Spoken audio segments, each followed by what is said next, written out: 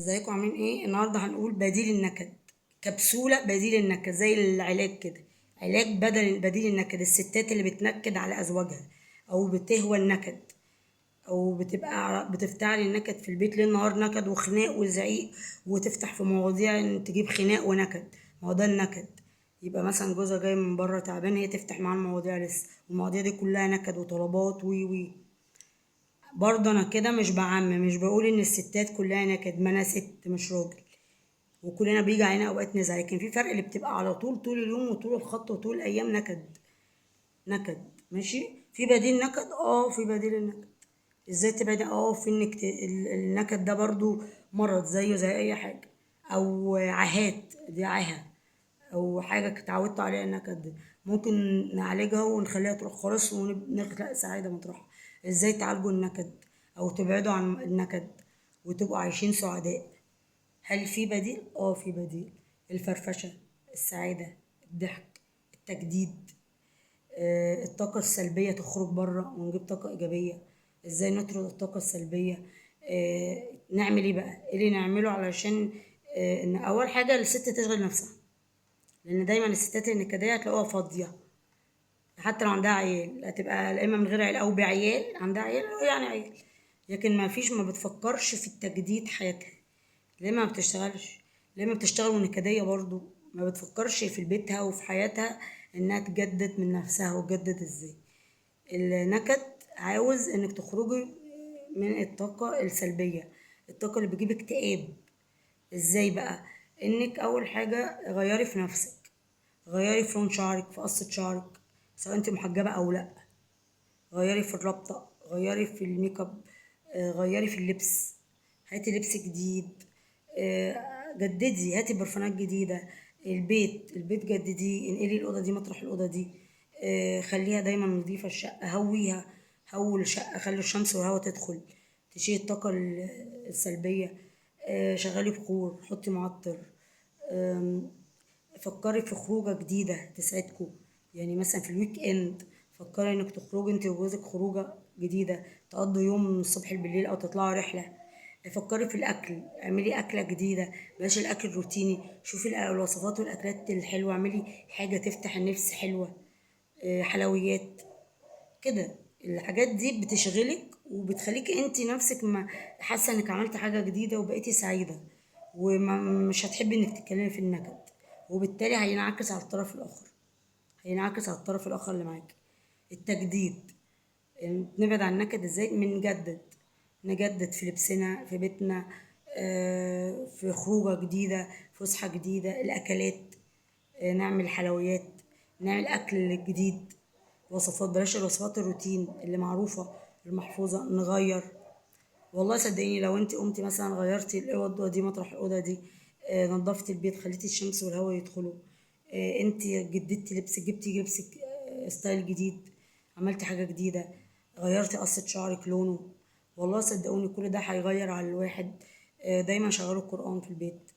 وال يعني ده المسلمات يعني شغلوا، الإخوة المسيحيين برضو شغلوا الإنجيل بتاعهم. كل واحد يشغل ويقول دايما ويقرأ بالدين بتاعه عشان يهدى نفسيا. وإن الدين لما بيدخل في البيت وتشغلوه تقروه، انتوا تقروه كده وتشغلوه، هيبتدي يهدي البيت ويخرج الطاقة السلبية خالص ويدخل الطاقة الإيجابية.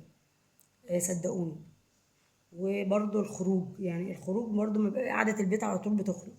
يعني برضو الست لازم برضو الزوج يساعدها في ان النكد ده يروح. ازاي؟ في رجالة بتبقى الست دي كأنها كائن قاعد منزلي زي الانسان الآلي، تطبخ وتنظف وبس، عندهم ولاد تراعيهم بس، ما عندهاش انها لازم تخرج تغير جو. اعملوا زيارات، اعزموا حد من اصدقائكم من قرايبكم عندكم في اليوم، واعملوا عشوة حلوة، غدوة حلوة، واقعدوا كلوا. مثلا اخرجوا يوم، قضوا يوم ويك اند من الصبح بالليل، اطلعوا رحلة للسخنة وتعالوا تاني كده. الحاجات دي بتخلي الست ما يبقاش في نكد. احنا كلنا بنزهق، يعني المطلقة بتزهق، والبنت بتزهق، والمتجوزة بتزهق، واللي عندها ولاد بتزهق، واللي ما عندهاش ولاد بتزهق. كلنا كده، وجعلنا الإنسان في كبد. ربنا سبحانه وتعالى قال كده. احنا كبشر عندنا بيجيلنا زهق وضيق وخنقة واكتئاب، وده مش عيب ولا حرام، ده عادي. بس احنا بايدينا نخرج بقى نفسنا، نخرج نفسنا من الاكتئاب ده. واعملوا جدول، البنات والستات تعمل جدول. اعملي جدول في حياتك، النهارده هتعملي ايه، بكره هتعملي ايه، بعده هتعملي ايه. ما يبقاش كل يوم تصحي وتنامي في نفس الروتين ونفس القعده. هتتعبي، هتتعبي نفسيا. انا بقول لك اهو هتتعبي، وهيبقى معاكي حق انك تتعبي، ما انت معذوره، ما انت ما فيش جديد. الراجل ساعد مراتك انها تخرج من الاكتئاب.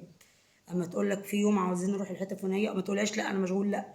هتفضى اكيد في يوم هتفضى، مش كل يوم مشغول 24 ساعه وكل يوم وكل اسبوع. اكيد في وقت هتفضى، ما تستخسرش الوقت ده فيها، ما هي بني ادمه. لان لما تيجي تخرج مثلا مع صاحبتها ولا تخرج لوحدها ولا تروح لحد من قريبها، انت هتقول لها لا ما عنديش ستات تخرج لوحدها. طب ما هي مستنياك، انت هتقول لها ما عنديش ستات تخرج مع صاحبتها او قريبتها او لوحدها. طب ما هي مستنياك، خرجها بقى.